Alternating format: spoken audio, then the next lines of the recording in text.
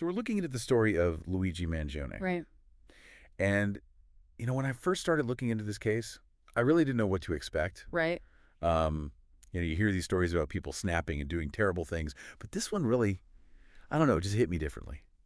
Yeah, I understand that I felt the same way when I first started digging into the details. I mean, on the surface, you have this young man, Luigi Mangione, seemingly on this incredible path to success, right? Right. Like top of his class at this prestigious prep school in Baltimore, valedictorian star athlete, captain of the robotics team. They won some big competitions too, right? He did. They even went on to compete at the national level. That's like he was destined for greatness. Yeah. Like one of those kids you just knew was going to do amazing things. Exactly. And everyone who knew him, teachers, classmates, they all describe him as this kind, humble, incredibly bright young man. Like he went on to study engineering at UPenn. The University of Pennsylvania. Yeah, like you said, top-tier school. It seemed like he had it all figured out. But then something went terribly wrong. It's a complete 180 from this picture of success and promise.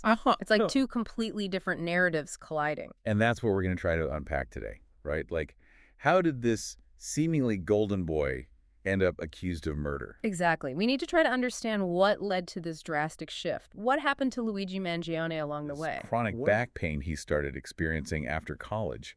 Apparently, it was pretty severe, possibly a condition called spondylolisthesis. Spondylolisthesis. Wow, that's a mouthful. Yeah, basically it means one of the vertebrae in his spine slipped out of place. Ouch, I can't even imagine the pain that must have caused. Yeah, I mean, just thinking about it makes my back hurt. And for someone like Mangini, who was so active, so athletic, it must have been devastating. Absolutely. Chronic pain can be incredibly debilitating, both physically and mentally. It can wear you down, change your entire outlook on life.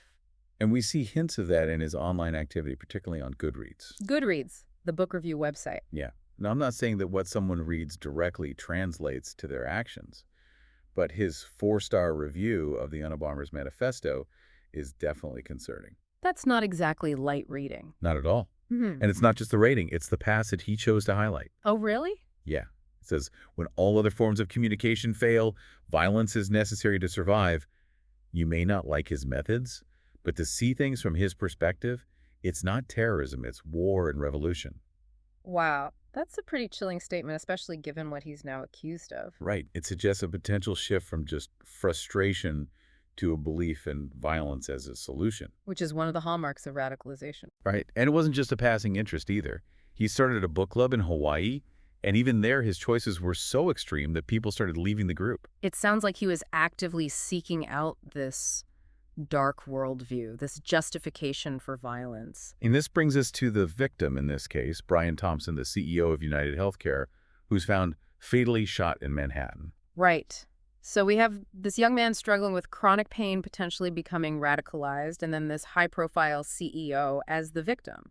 It seems almost random, but I'm sure there's a connection somewhere. It's almost eerie to hear his words now, knowing what he's accused of. Totally. In the speech, he talks about how he believes they were living in the most exciting time on Earth. Right, and he saw all this potential in technology, especially artificial intelligence. Like, he even suggested the possibility of immortality. It's kind of crazy how he had this almost prophetic vision of the future, but at the same time, this awareness of how things could go wrong. Exactly. Like, he understood both the incredible power of innovation, but also the risks if that power fell into the wrong hands. And it's like, in some ways, he embodies both sides of that equation. He was this brilliant mind with so much potential, but then something went terribly dark. It's a stark reminder that even the brightest minds can be vulnerable to darkness, to despair. And this is what we keep coming back to, right? Like, what happened to Luigi Mangione along the way? What were those pressures that pushed him to this point? Well, I think his chronic pain was definitely a major factor. Like we talked about earlier, that kind of constant suffering can wear you down, change your whole outlook on life. And I imagine that his frustration with the healthcare system probably played a role too. Absolutely, especially if he felt like he wasn't getting the help he needed or that the system was failing him somehow. And his alleged manifesto really focuses on that anger towards the healthcare industry, specifically targeting United Health Group. Right, so it seems like his individual grievances became fixated on the system as a whole. But why Brian Thompson specifically? That's the question, isn't it? Like, why target the CEO of United Healthcare? It's possible that Thompson just became this symbol for Mangione. Yeah. Like he represented everything he saw as wrong with the healthcare system. Yeah, like a figurehead for his anger and frustration. But it's still hard to grasp how someone with so much promise could be accused of something so horrific. It is, and I think that's what makes this case so unsettling. It forces us to confront the uncomfortable reality that even the most brilliant minds can succumb to darkness. And it reminds us that we need to be more aware of the struggles of those around us, to be more willing to listen and offer support. Absolutely. Yeah. Because you never know what someone might be going through behind closed doors. We've talked a lot about Mangione, but what about Brian Thompson? Oh, yeah. It's important to remember that there's another side to this story. Another life that was tragically cut short. He wasn't just a CEO. He was a husband, a father, a friend. And his family and loved ones are grieving an unimaginable loss. It's like these two lives collided in the most tragic way possible. And we're left trying to understand how and why it happened. It's a complex tapestry of individual experiences and societal forces that led to this devastating outcome. And we're still left with so many questions. Right, like what were the specific events that led to this encounter? Could this tragedy have been prevented? It's about creating a society where people feel supported, where they feel like they can reach out for help without judgment, Absolutely. We need to foster a culture of empathy and understanding. where it's okay to not be okay. Exactly, and where we're willing to listen to each other's struggles without offering quick fixes or dismissing their pain, It's about creating a space where people feel seen and heard. and where they feel like they belong.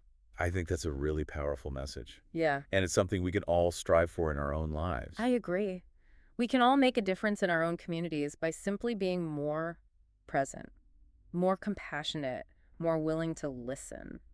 It's easy to get caught up in the headlines and the sensationalism of a case like this. Right, but at the end of the day, this is about real people, real lives that have been impacted by this tragedy. And it's a reminder that we're all connected in some way. Absolutely. And that the choices we make, the words we speak, the actions we take, they all have ripple effects.